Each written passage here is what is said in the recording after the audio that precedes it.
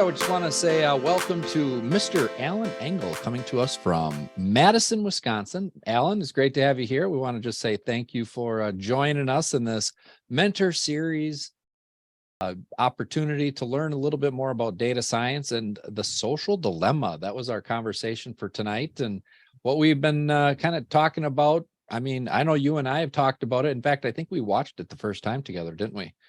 Yep. Yeah, that was it was something that I knew really kind of blew my mind. Angie, I know you got a chance to watch The Social Dilemma too. I did. And it's kind of, I mean, it's from 2020, isn't that right? 2020. Mm-hmm. Pretty amazing to see, I mean, 2020 was just when the pandemic was hitting. I think it was like March 13th or something like that. March 16th, the world shut down. And here I was watching The Social Dilemma, and it's kind of amazing to think. And I mean, really, in a way, it's I was reading the that the kind of the preface of that documentary. It was like, what was the terminology that we put? And I was like, I don't know, should we put that on there? Do you know what I mean? When we started to advertise this kind of perspective on social media, what was that?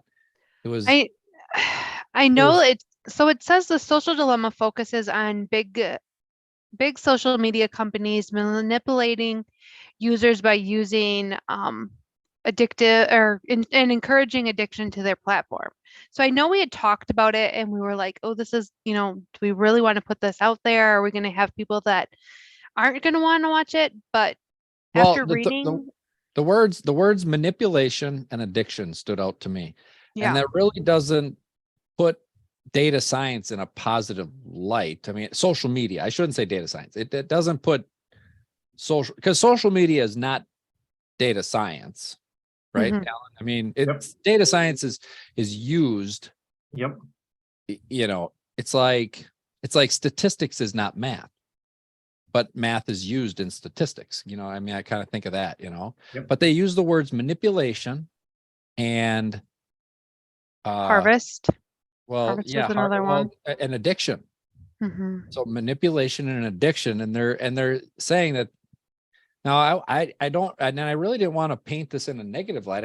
But I think it's really interesting to think about how, data is used in these kinds of conversations. So we want to welcome in. We've got wonderful. Who do we have here? In fact, what we could do, because I know it's not Mitchell, Sylvia, and Harry. Yep, I have it. So she can rename herself. Oh, perfect. Welcome. Yeah, we just made it. We just set up the Zoom room so that you can actually put your name on there. But just want to introduce here, Laura? Or I think it was Lori. Okay, Lori. I type in fast. Yeah, I do that once in a while. Actually, it's a Hassaj for my name. So, Lori, just want to say welcome. We've got a nice little group here. We're actually just starting our conversation tonight. And with us tonight, we have Alan Engel, who is chiming in from Madison, Wisconsin.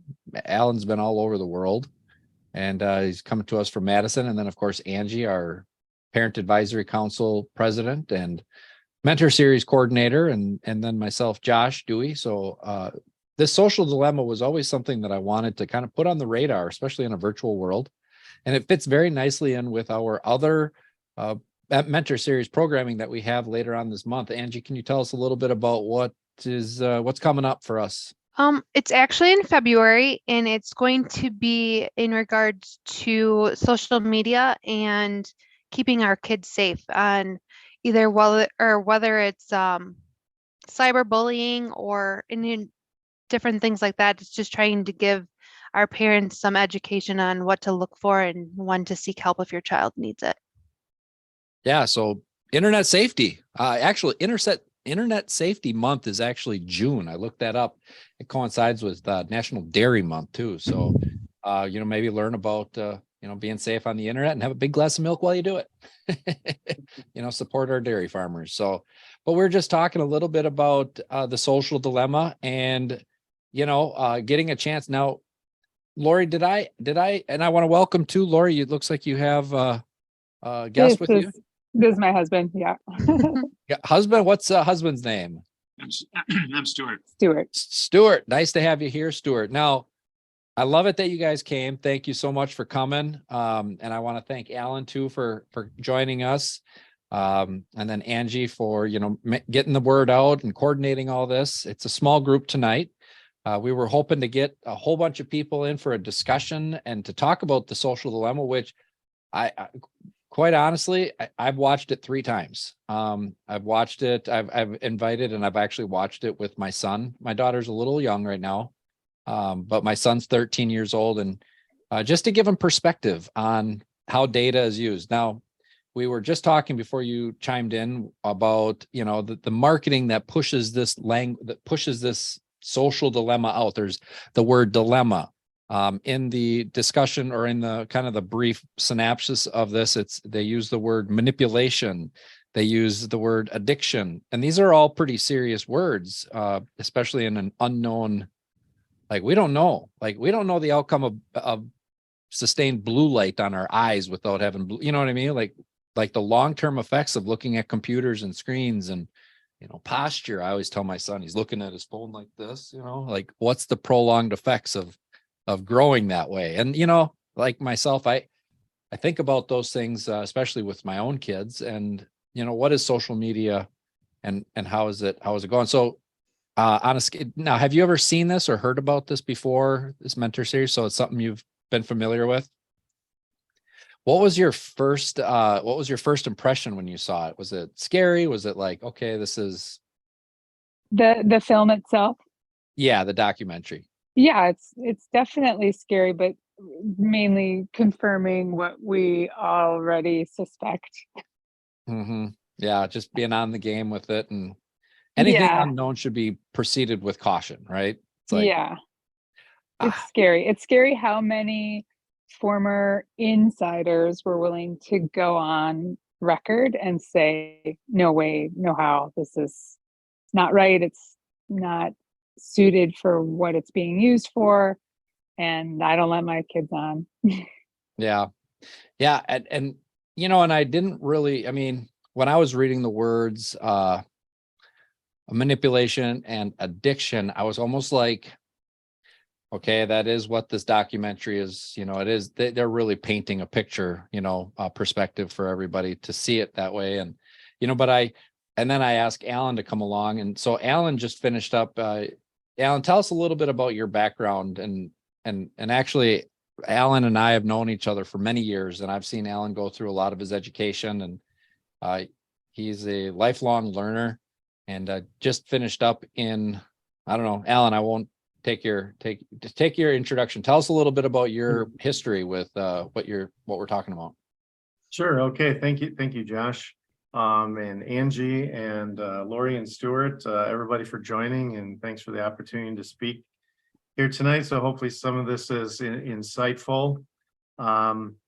So my background, I started out my career in supply chain, in operations, which is kind of entails, buying parts for products, managing inventory, managing warehousing, manufacturing processes, and shipping or logistics.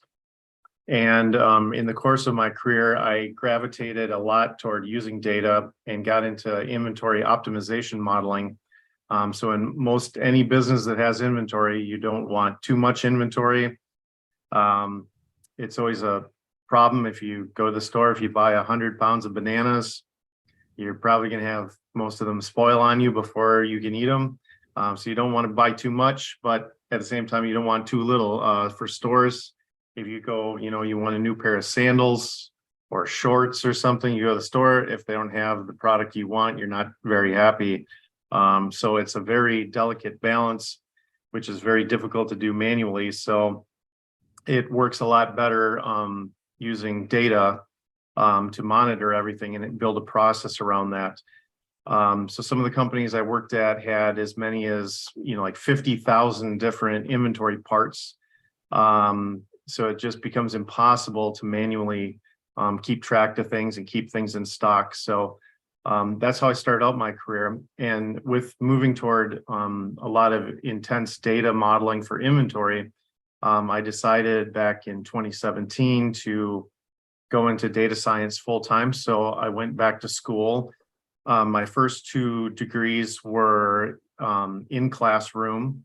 So when I went back to school, it's through the University of Wisconsin. It's called the Extended Campus, which is a program with multiple campuses through the University of Wisconsin. That one doesn't include Madison, but one's all over the state. So my entire program was online, so similar to what you guys are doing at the RVA. And actually currently right now in data science, I work 100% remote from home. So I've kind of been on both sides, being in classroom or in, the office at work. Both have their advantages and disadvantages. So I kind of like them both for different reasons. A little bit more flexibility with the online I enjoy currently. So I don't know, Josh, if you'd like to add anything in. I've kind of got some notes down here to keep going, but that's kind of my high level background. So now education wise, like I said earlier, you're a lifelong learner, and I've seen you work through a degree in business. So you kind of went into that business. You were out in California for a long time. TurboTax, isn't that something too? That's I worked in Intuit that makes TurboTax and QuickBooks for several years. And this is full circle here, coming around talking about data and how it can be used to manipulate and create addiction. But the reason I brought Alan here too is to just really speak to the good side too, and I want that to be supported as well, because we're talking data science, and these are conversations that Alan and I have talked about, just relating to math and modeling. I think is where we really started making the connection, is just on data modeling and how you use it in your industry. And to be honest, as the director here at the RVA and activities, honestly, and teaching math, everything that I've ever done is basically, we're making projections for how many people are coming in attendance to our events. And so that we can then, get funding for that and say, this is a different way to do education. So really, I like to say math used in the real world is what really connects us. And we've also talked about just kind of the development of artificial intelligence. And I can't really speak to like bots and all that kind of thing. And maybe you know a little bit more about that, but data mining, and when they say it's a manipulation to, create addiction. And this keeps coming to my brain because I just recently was learning about, there's a social media called TikTok, okay, which is it's based out of China, right? And I recently watched it was a short clip, I think our world is always watching these short clips, right? And we're getting information. It's, you got to be really careful what kind of information you take in, and, is it, because what's the, viability, what's the, you're not vetting this material either. But the discussion was interesting because in China, and I'd have to actually verify this but maybe somebody knows something else. But in China, TikTok's use is completely different and has different rules and regulations. So I know my daughter is always asking, I want to get TikTok. And we're always like, no. And then she's like, well, I'm just going to do it anyways, and you're not going to know. I'm like, no, you're that's not the way we roll, But I recently heard, and I don't know if anyone else has heard this, but that TikTok in China is actually set up where it's actually limited for public use to kids. And it's 40 minutes a day, but the content that is actually being uploaded to TikTok for kids, it can only be like do-it-yourself experiments and science and math and technology and this kind of content. And so I'm thinking to myself, why would it be any different? So here I see we've got addiction. We've got kids that cannot pick their head out of their phone, and they're just like scrolling, like scroll. Like, what are you watching? What is going on when you scroll? And it makes me think of like the big world picture of, like how, like it's a new world of combat, almost like, okay, we're going to put out some data. We're going to put out some social. Now this is crazy thinking maybe, but I'm just like, what's going to happen in 30 years to the students that just cannot get their head out of 1-minute video clips? Is this like, I mean, are we looking at like a new technological artificial intelligence, the onset of artificial intelligence warfare with that? Now, I'm not a conspiracy theorist or anything like that, but when I hear of the difference of how the possibilities of how like something like TikTok, and I mean, we all know that there's, countries rub against each other and philosophies are different. And I think to myself, it has the potential to make us, our attention, I mean, we don't, it's tough to keep our focus, or, people in general to keep focus for, 2-hour seminar these days. You know what I mean? I mean, so it just is kind of interesting how artificial intelligence, I mean, these are some of the future, like, we say to ourselves, it's scary, when they start talking about manipulation. I know what I'm doing to get a result of what I want. You think in terms of global health, how is social media, benefiting our society in that way? I just listened to also Mark Zuckerberg talking. He was in Congress, and he said, one of the congressmen or one of the guys up on the big wooden bench said, "So, Mr. Zuckerberg, is your product created for addiction?" And he said, "Well, that's not the intention of it." And, of course, they all answer very well. And I'm like, okay, well, yeah, he fielded that ball. It's not intended for that. But does it have the potential to create addiction? Well, if we look at brain science, and what's happening in the brain, basically, what is it? Little endorphins, or you get little spikes of dopamine because you get these little, you get positive reinforcement for thinking, whether it's a chemical that you're putting in your body, or you're getting a trigger based on some, funny laughing, like something's pulling you back. And we don't necessarily have, I don't know, but these are the kinds of things that I'm thinking about. I mean, I thought it was a great documentary put into like kind of a real life situation. How many of you thought like seeing that dinner table, when they're all sitting around the dinner table? My son tonight was playing, we were eating spaghetti just not even 20, 30 minutes ago. And he had his phone right by his plate, and he was playing this little game. It was like Sim City. You remember that, where you build the city? And I just said, "Hey, turn it off. We're eating dinner." He was just playing a game, but he's like this. I'm like, so, we talked about why we like our names or not. So, you know what I mean? Like those family conversations are going away because we're finding it very easy to just be like, well, I'm going to check my text message because I got this is important. I got a text message. It's important. Somebody needs, no. What's important is reality, but here, we're here and we're talking about this, and, other takeaways, other thoughts that were inspired. And, Alan, I'm going to get back to your background with data science. And really, I want to focus on how data science is benefiting, like we can take this scary experience, but really, how is it, benefiting? I mean, did anyone do any birthday shopping, present shopping recently? And it's really easy when you've got, when I start talking about, if I start talking about watches, Don't do it again, Josh. Yeah, I do it all the time. I say it shows up. We do. We were having a conversation at the Learning Center the other day about, I think you were talking about how you make those different shapes and how you had bought a new saw and all of that stuff. And little and behold, Polyhedrons. yeah, it's on my phone. Like it was Polyhedrons showed up. No, not polyhedrons, but the saws. Like it was trying to tell me I needed a new saw. And I'm like, but I don't need a saw. Compound miter slides. I know.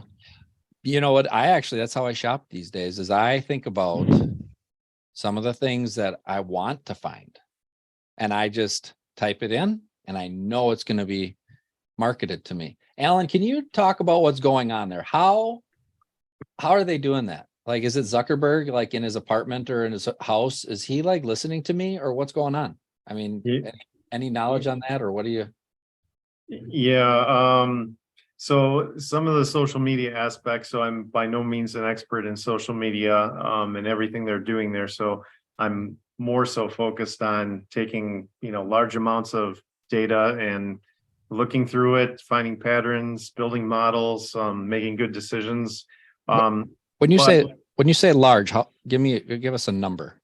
20? So, well, I mean, it could be, I guess, as large as you can get. I mean, some of the training I had is on using some software that for mining data where you actually use multiple computers in some companies.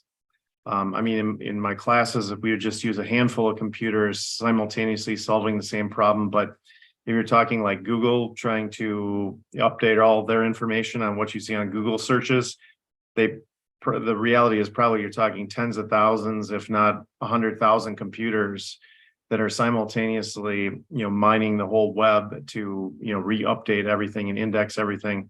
And that's usually, done in a coordinated fashion with software. So I haven't worked on anything to that, but that's some of the fundamental training I've had for mining big data sets.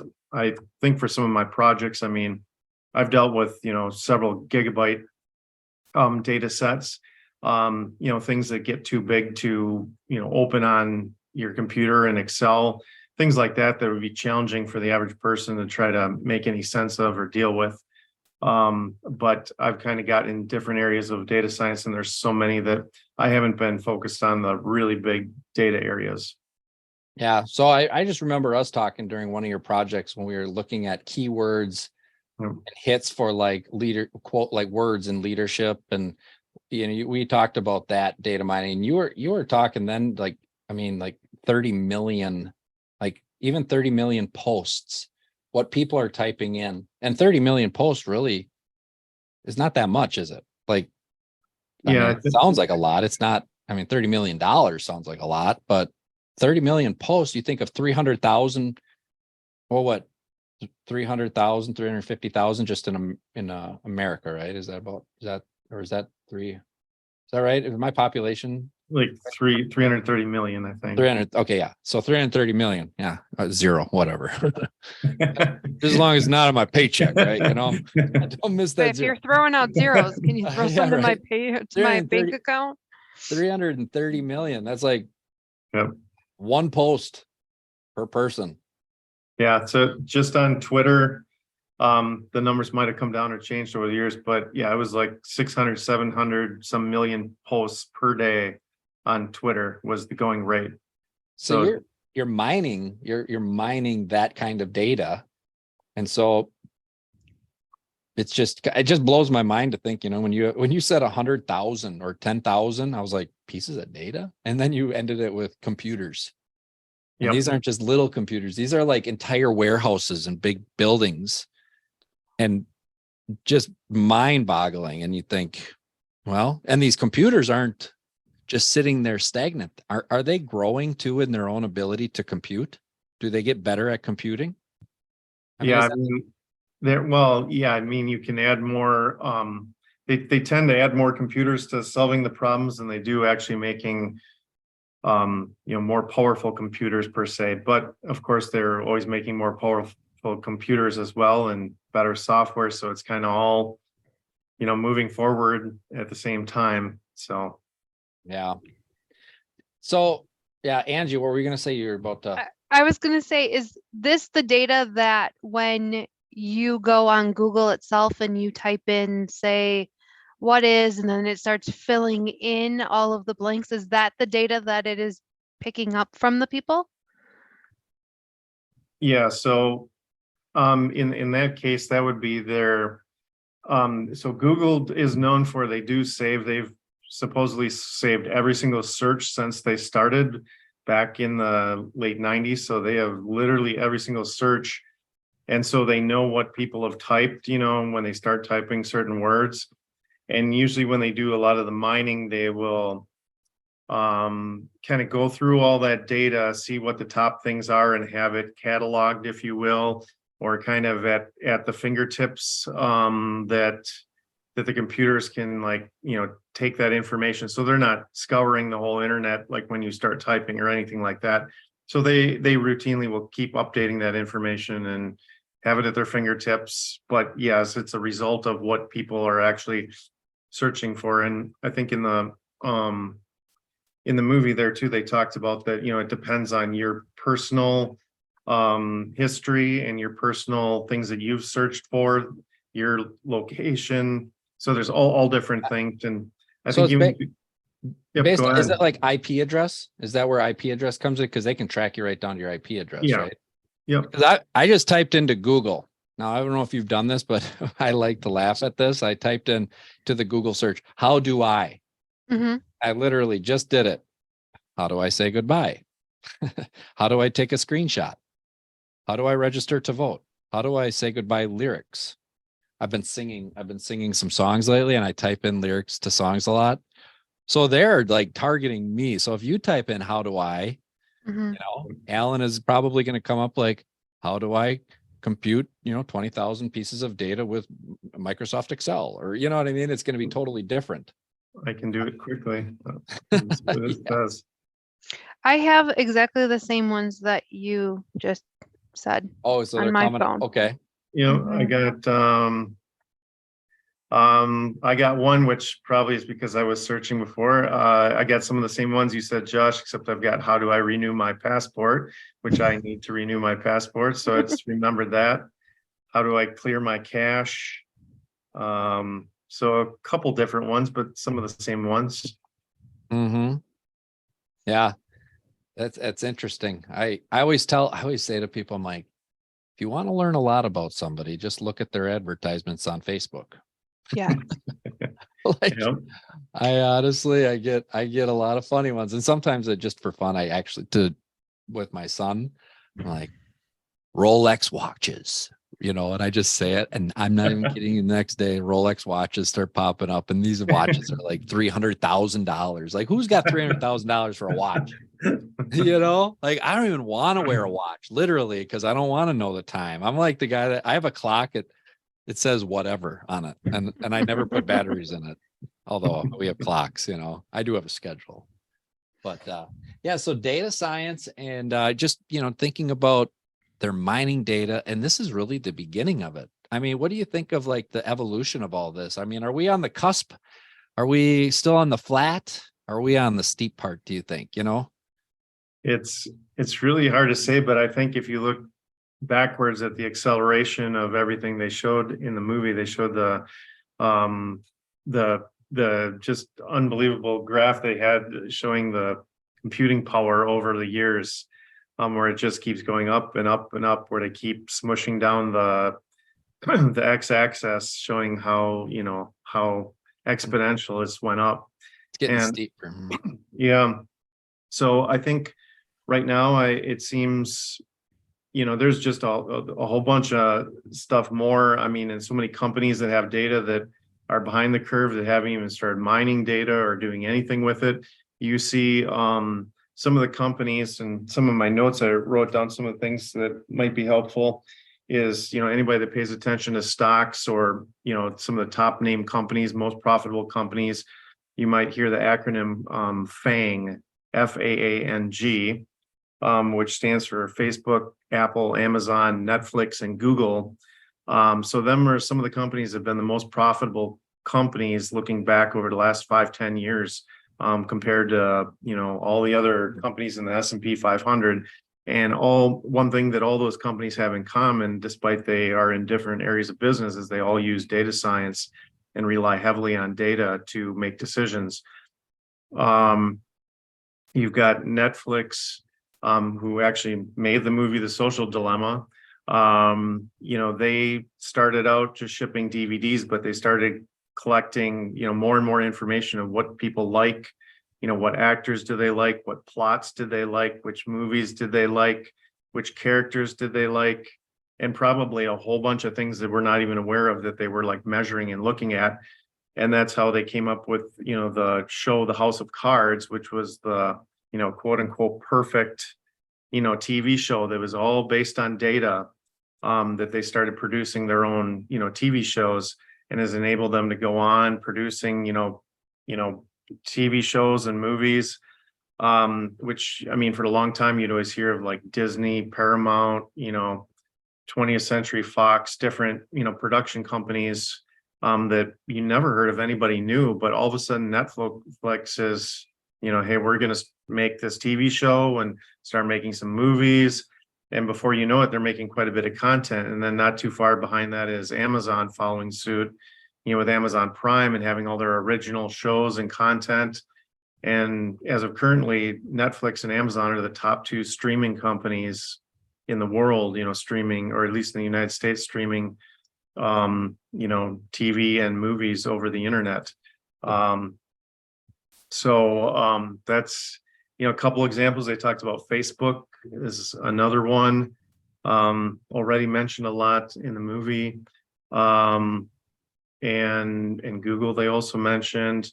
And then Apple, they're a little bit behind on streaming because they actually kind of started late. I think they started doing some of that here only maybe a couple of years ago.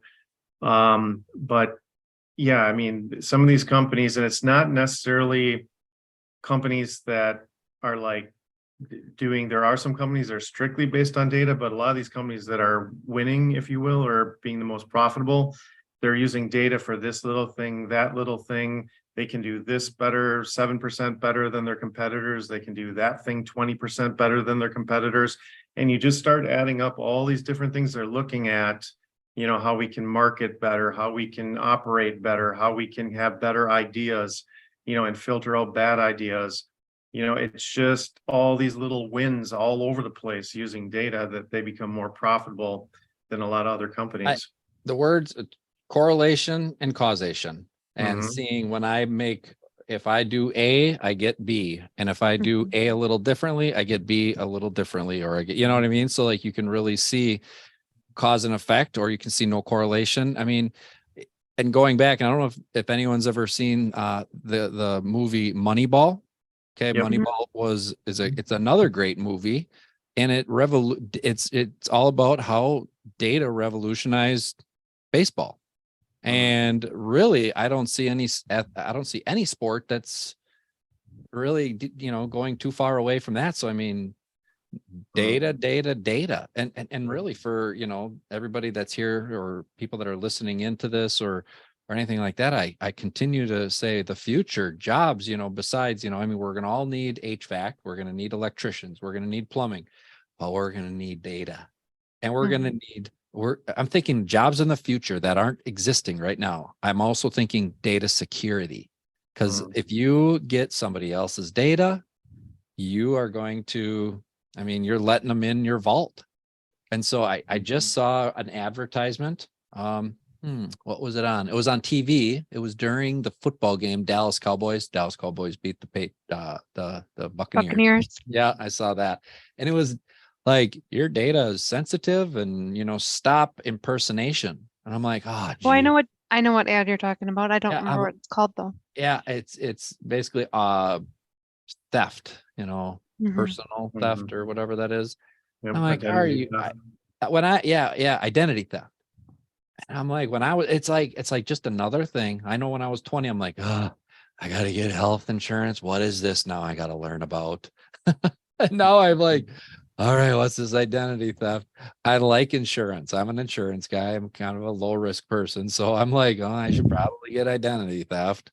Don't use your debit cards online because it's direct connection. It's not insured. Well, of course, what am I using my debit card? I'm like, I got to get a credit card, but I've never been a fan of credit cards because of those darn interest rates, right? I don't know. What do they call this in the real world? They call this adulting now. My mom told me it would happen. And here we are talking about things, keeping our kids safe, realizing that we have to pay attention because there's always someone listening, even when you're not typing. And it's definitely ongoing. I know my husband works in IT, and he's constantly doing research on trying to figure out how to keep the company safe so no one can hack in to get all of the important data that they store on their servers, just by the staff information, social security numbers, addresses, phone numbers. So it really shows that it's an ongoing thing that we need to keep up on. Yeah. Yeah. Because he's in data security. Yeah. Yeah.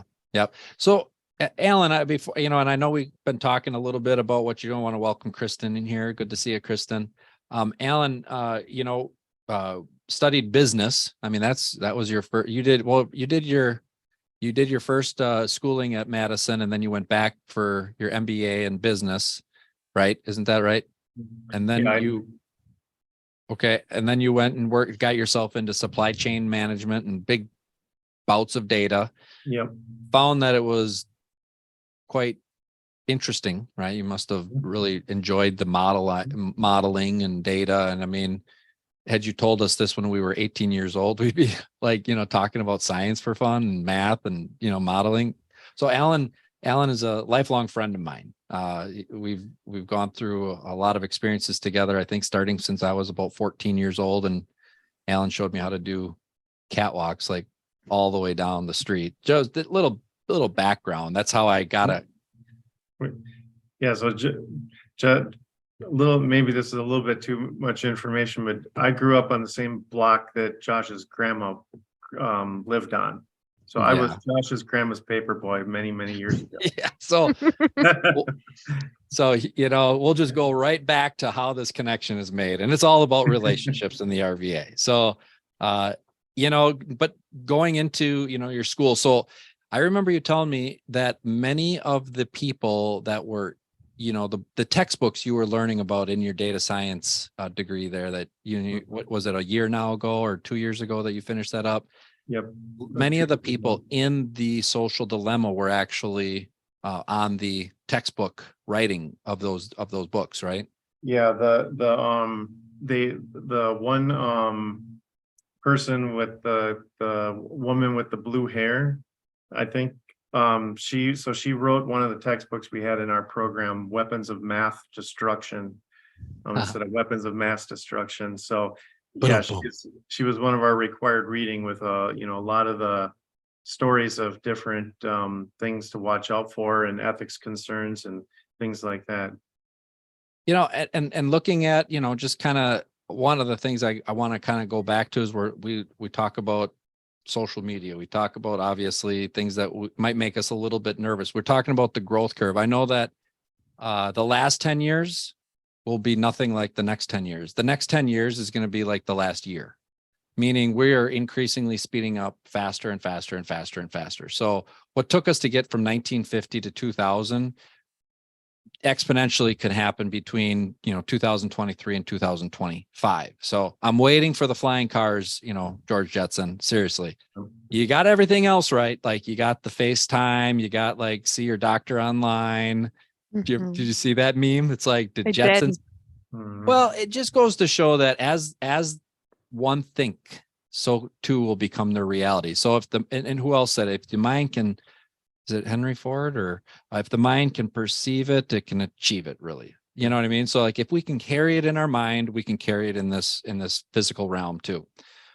Which blows my mind a little bit. Everything's created twice is what I always grew up with, even with my mom telling me everything's created twice. It's created in the mind, and then it's created in the physical, because you have to be able to see it in your mind in order before it becomes actually part of physical reality. And it's like here we're entering into this artificial intelligence, this onset of computer information systems that are compiling data and then anticipating what kind of data we want to, and at rates unbelievable to our own processing of our brain. Now, of course, it is the physical brain that's producing these things. So there's a debate right there. What's more intelligent, the human brain or 100,000 computers? Well, I can't speak for myself, but I know the computers are smarter than my brain. I tend to try to keep things simple, but the negative side is really easy to look at. And I am kind of curious, for example, shopping. It really makes it easy to shop for this, new pair of sandals I've been looking at that really support plantar fasciitis. So I just speak it. And there's Chaco. I never thought of Chaco. Let me see if they're around. Because I like to read reviews. I like that information at my fingertips. And so I want to get into what positives you see, and kind of what you're doing today specifically as terms of data science. But before I turn that over to you, Alan, I want to say, you know, when I show you this, and this is what I think about a lot, I learned a word and this, and oftentimes I just got a text message. It's a group chat with all of my, like some other high school buddies I want to get together. And I think to myself, what is this thing? You know, I call it a phone, but it's literally, if I go into my, it's a really nice camera. It's actually a really great, it's a really nice video camera too. It is, it's like a CD player, but it doesn't have any CDs. It plays thousands and any song I want to play, I can play it on here. It's a level. You know what? Actually, I can press a button here on Turo and I can rent a car, and this car will be parked for me with the keys inside the muffler in an airport at Milwaukee if I want it to be. This is the word that it was Buckminster Fuller, Buckminster, right? Fuller, Buckminster. Okay. Fuller All right. Buckminster. Yeah. Okay. I'm reaching. See, that's that data thing. My random access memory is a little slow. Okay. He said it's ephemeralism. And the idea of ephemeralism, if you've heard this, I think it's the kind of the neatest idea, because I see us going in that direction, is we're going to do more and more with less and less until ultimately we do everything with nothing. And that just leads me to believe that we're going to see, have you seen The Matrix? I don't want to go down a wormhole, but man, I tell you, how cool would that be if I could just be like, yeah, I think I want to know Kung Fu. I want to know karate. And then all of a sudden I'm like, yes. Because honestly, it takes a long time to learn that stuff, you know? So ephemeralism, we do more and more with less and less until ultimately we do everything with nothing. And honestly, that really inspires me I mean, I like technology. I love, it's one of the things I loved about being in the RVA is just learning technology and how we can use it to make, improve efficiencies and actually really change education too, and how we do it. But I'd like to talk, we got Alan here. What are you doing now? I know you're working is it Belgium? Yeah. So Belgium? one of the primary companies I work with, I work 100% remote, but I work with a company that's based in Belgium. And through them, or working with them, I work with a host of different companies. I'm currently been working on a lot of marketing research, data and projects related to healthcare and marketing research. So marketing, have you ever realized that we are marketed to almost 100% of our day? Yeah. Like we are marketed to 100, and I don't know, sometimes it tires me out.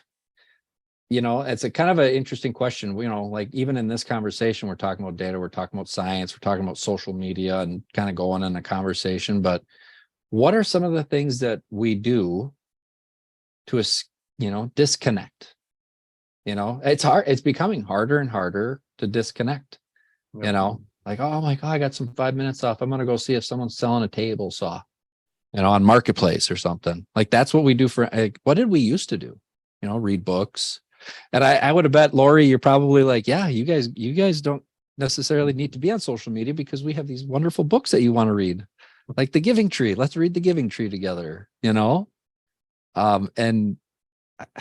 I kind of feel like how my grandpa and grandma felt when Elvis started singing rock and roll. They thought, this is not good. Right?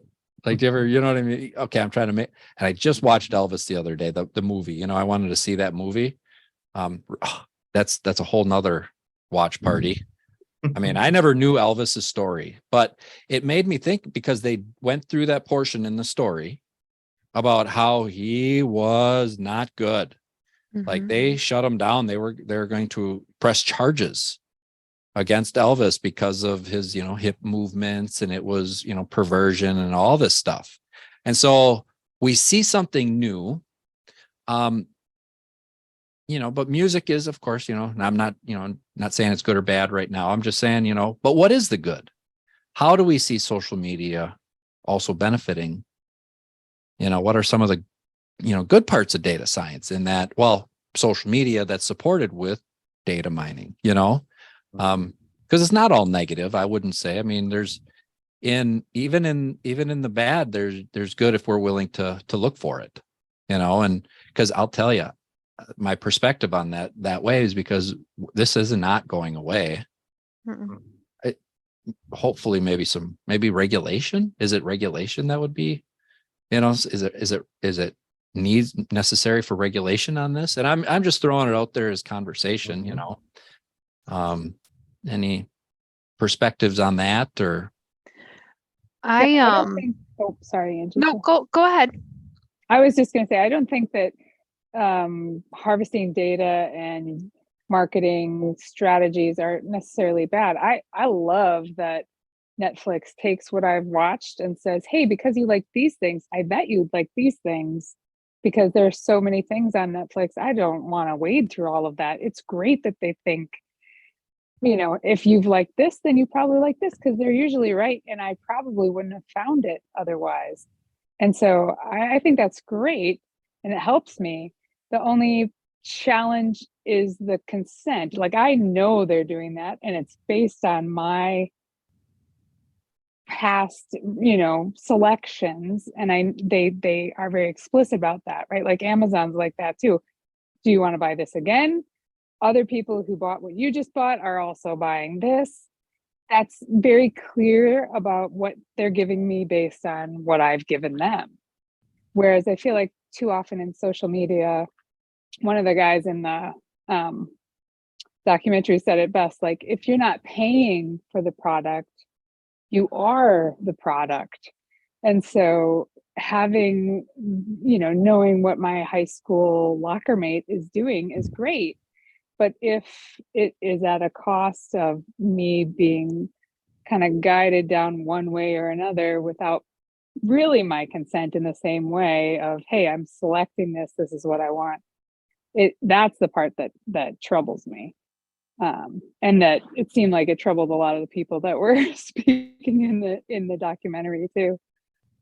Yeah, that stood out to me too. We're the product. I mean, we are moving from the Industrial Revolution, which we are mining gold and iron ore out of the ground, and we're moving into the conceptual information age, where they're mining people, like they're mining information.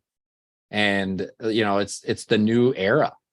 We have moved out of we've moved out of the technological revolution. Like, they're like, no longer are we going to see these big manufacturing companies, and that's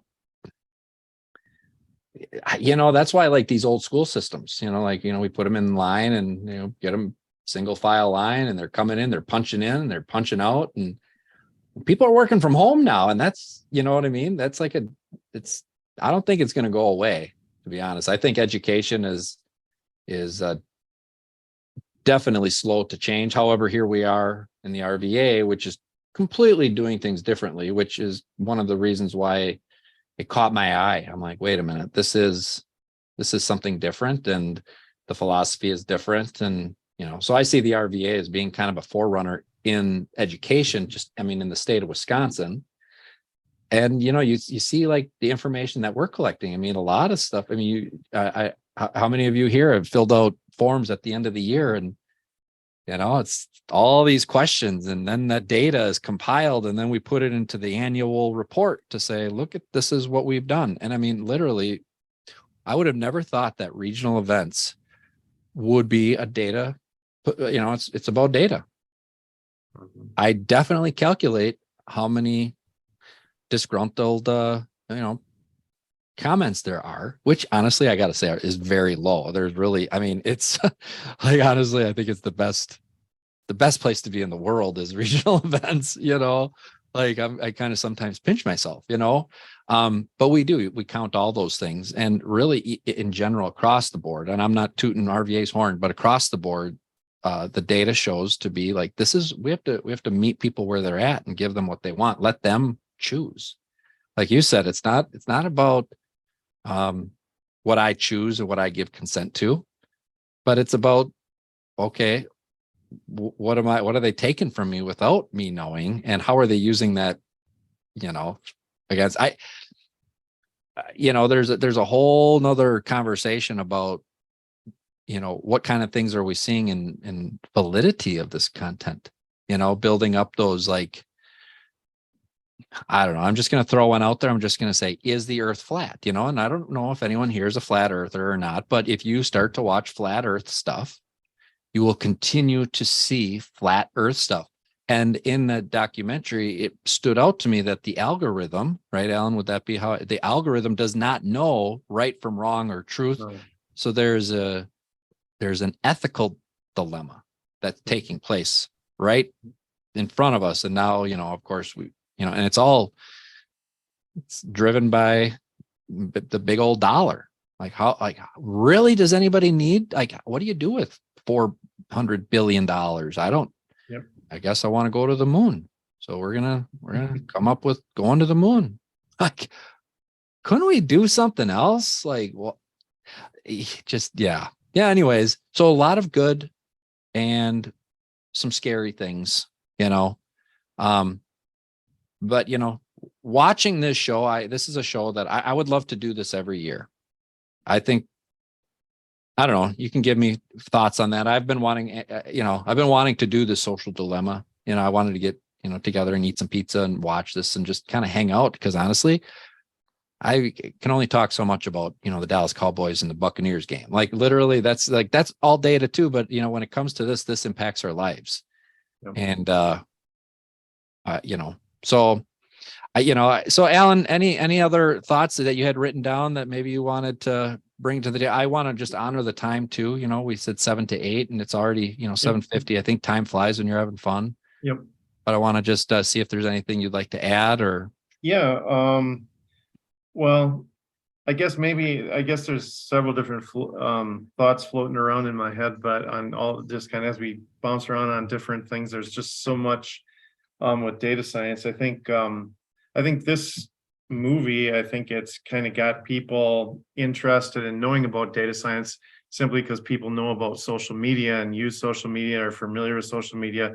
So because of that, you kind of get a glimpse into data science, but it's actually one of the more controversial and kind of challenged and a lot of ethical stuff going on, because it is dealing with people and all this aspect. So there are tons of different areas of different technologies, applications, benefits, just legitimate, good, more efficient things that they're doing with data.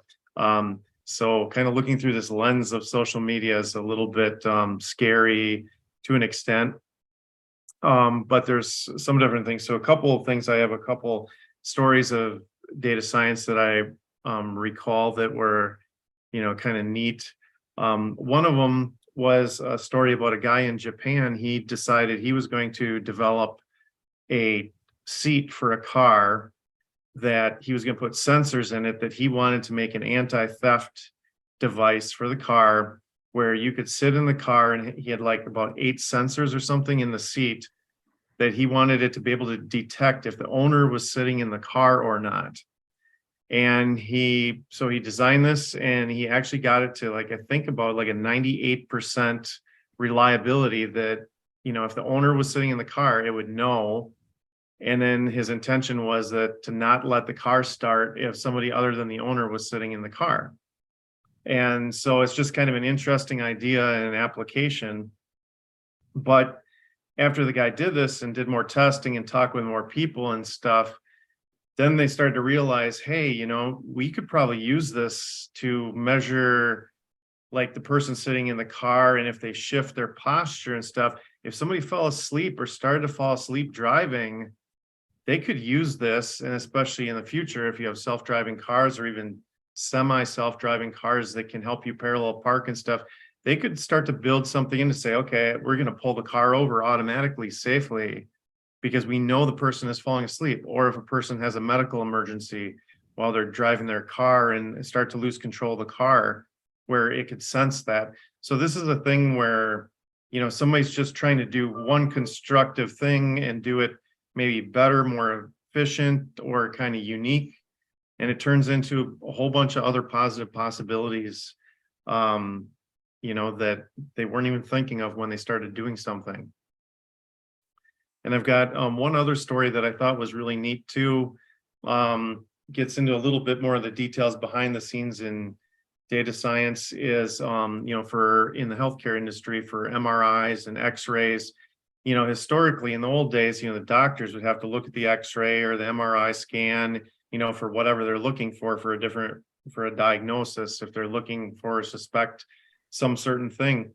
And so that over time is transitioning, and I think is very highly transitioned already to computers reading, the scans to find and detect, different problems, and are able to do so much faster and probably much better, much more accurately. I mean, my understanding, I believe everything's, still of course reviewed by doctors, but it's like a helping hand to do things faster and a little bit better. And I know some of the scans, to train, when they talk about training a model, is basically when the outcome of something. So let's say if they're trying to detect cancer in a scan, they will take, a whole bunch of cases where they knew later in time that the diagnosis was that a person did have cancer or did not have cancer.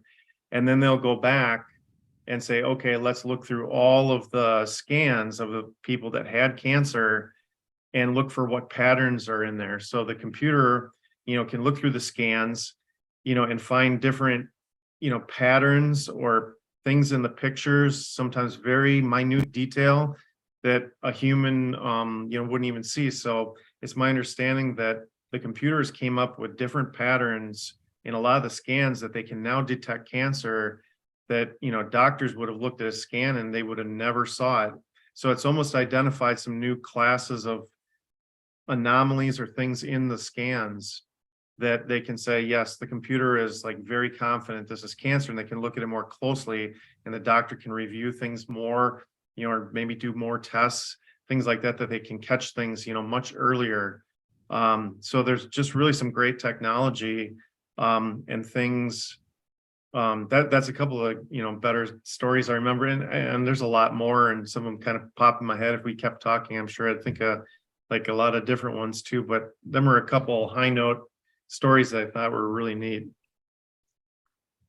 Yeah, that's just the evolution of our own intelligence, and just continuing to grow and become better. And right alongside us is is our computer friends, and who knows, like nanobot technology, programming, information, collecting data.